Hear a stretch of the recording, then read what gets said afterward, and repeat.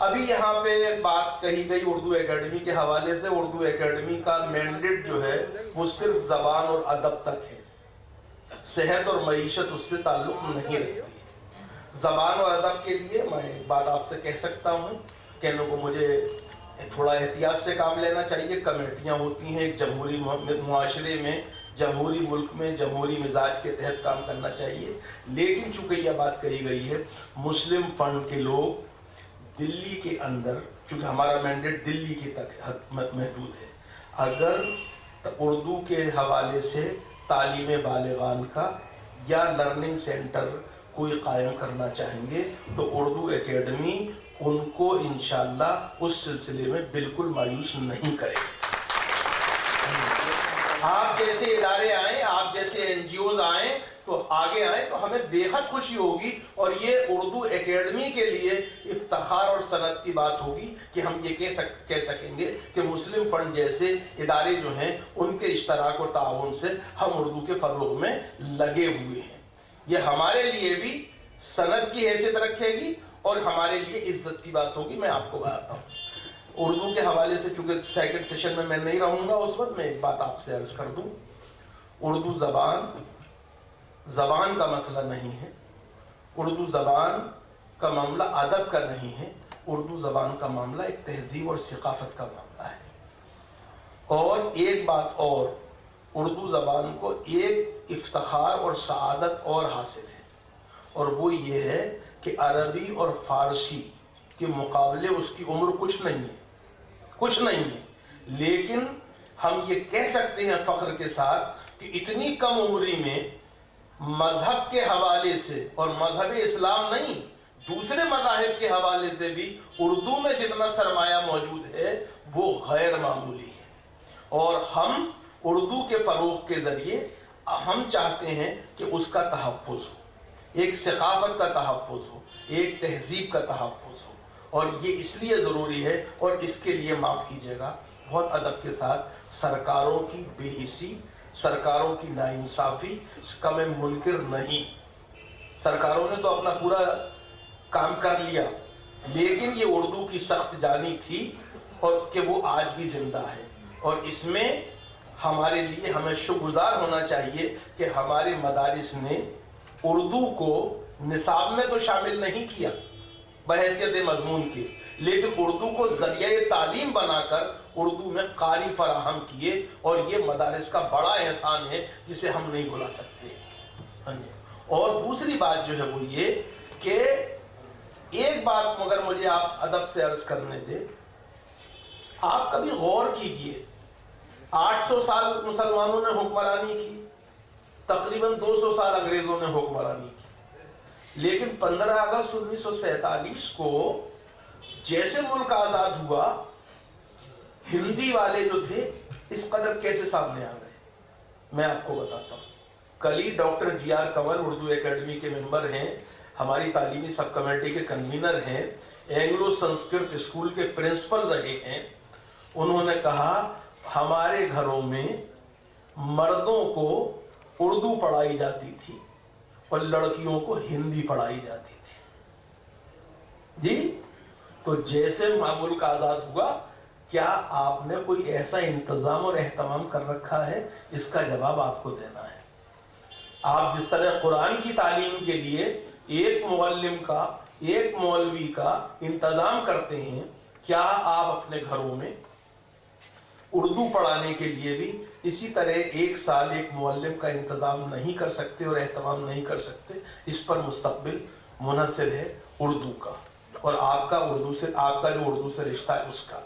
Urdu academy کے حوالے سے میں ایک بات اور کہہ سکتا ہوں, میں نے پہلے بھی کہی ہے, میں پھر دہراتا ہوں کہ وہ بچے جو ایسے اسکولوں میں پڑھتے ہیں جہاں نہ اردو میڈیم ہے اور نہ اردو بحیثیت مضمون پڑھائی جاتی ہے, اگر ایسے بچوں کے لیے آپ اپنے علاقوں میں ہمیں صرف جگہ کا انتظام کر دیں تو ہم ان کے لیے ویکینڈ اردو اسکول چلانے کو تیار ہے. ٹیچر اور نصاب دینا ہماری ذمہ داری ہوگی, بچے اور جگہ فراہم کرنا آپ کی ذمہ داری ہوگی.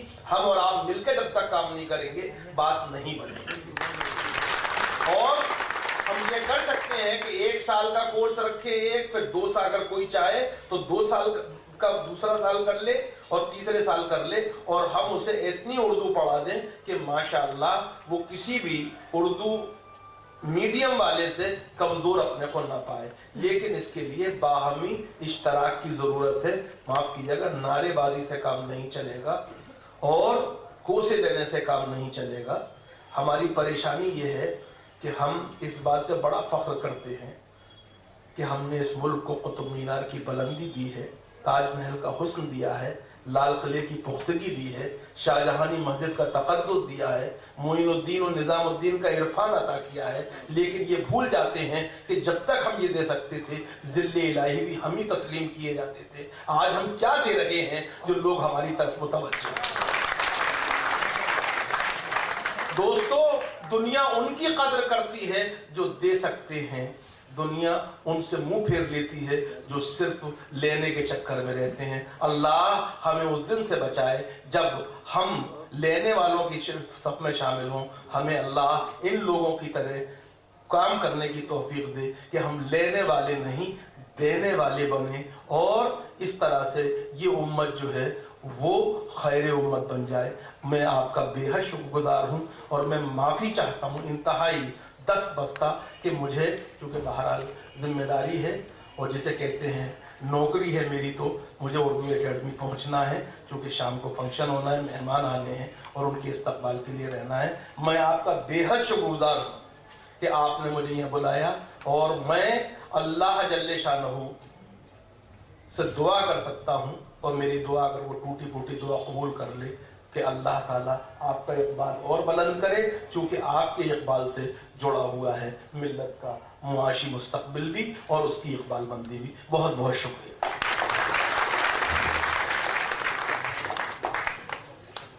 واسع صاحب، آپ نے بالکل ایک اسلامیات کے شاگرد کی طرح ہم لوگوں کو، جیسے آپ جو جیسے شاگرد بیٹھا ہوں آپ کو، آپ نے بہت باریکی باتیں بتائی اور یقیناً ہم سب اس سے فیضیاب حاصل کریں گے۔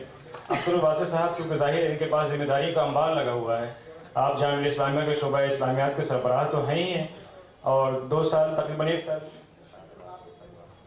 اور واسع 2 منٹ کا اور وقت چاہوں گا، چونکہ جو رسم ہے یہاں پہ شال اڑانے کا اور گلدستہ پیش کرنے کا، اس سے آپ محروم نہ رہ جائیں۔ کم سے کم میں ذکی صاحب کو زحمت دے رہا ہوں کہ آپ کو شال اڑائیں گے۔ اسفاؤل ہے ذکی صاحب۔